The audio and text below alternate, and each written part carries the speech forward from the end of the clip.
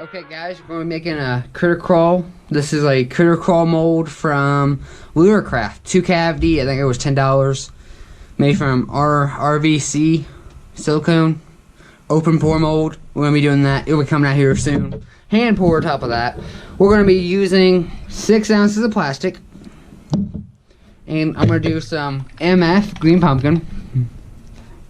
I'm going to do about 20 drops.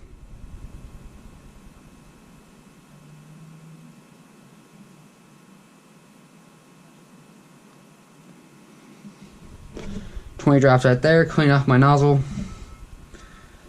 right there, and then I'm gonna be using. Where's my teaspoon? I'm gonna be using 1/2 teaspoon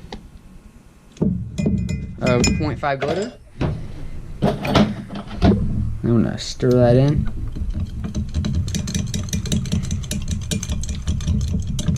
I might do a little bit more once we see what it looks like. I don't think it's gonna be enough. And there is heat stabilizer in this stuff. Dang it. But I have a 900 watt microwave. I'll be putting it in there for about 4 minutes. Now I'll come back and check you guys. Okay guys, it's out. And it looks really good. It's pretty hot. It's starting to smoke pretty bad, so I got it up there to the 400 point. I'll grab this. Oh, that's hot. Always wear gloves. I only have one glove at the moment. The other one broke. I don't have a replacement glove right now. I'm gonna go buy some because I like these. I don't like the cheaper version. So I'm gonna start at the body. Make sure you guys can see this.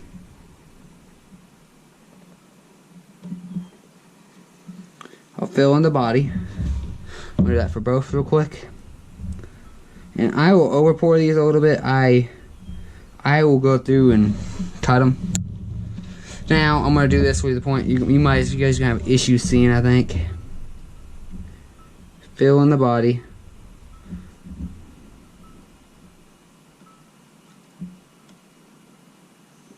I fill in the crawl mostly, and then I drip into my crawl areas. This one I'm just gonna have to come at a weird angle on.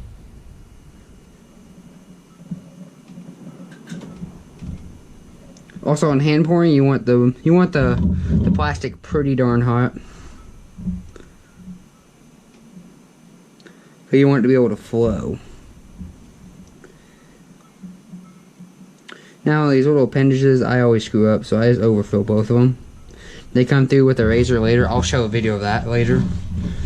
It's come with a razor, and you just clean those out. Now I gotta take it off the table and fill those in. Now, do the second one. And that is the top area that got hard. I don't have a vacuum chamber, so I have a crap ton of bubbles in it. That's on my list to buy. I need a vacuum chamber.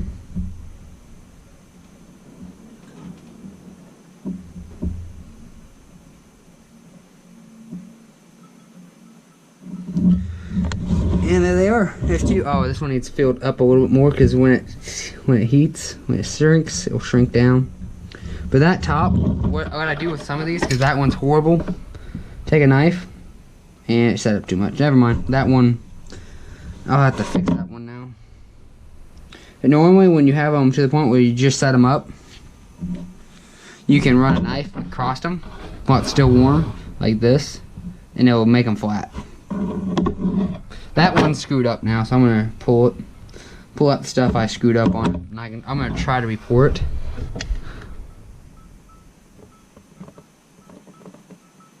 Because the good thing about this, if you screw an area up, you could always just re-pour the area, because it will fuse back together. That one's just going to be really bulky. And I use these on the back of jigs for trailers. So this one's going to be one of these bulky ones I always use on big jigs. So That's gonna be a bulky one. This one over here should be set by now, so I'm gonna take a glove off, grab the tail right here, pull it out, and that's what they're gonna look like. Those are really good for ponds. I'm gonna make a few more of these real quick, and I'll shoot another video of me cutting out all that waste.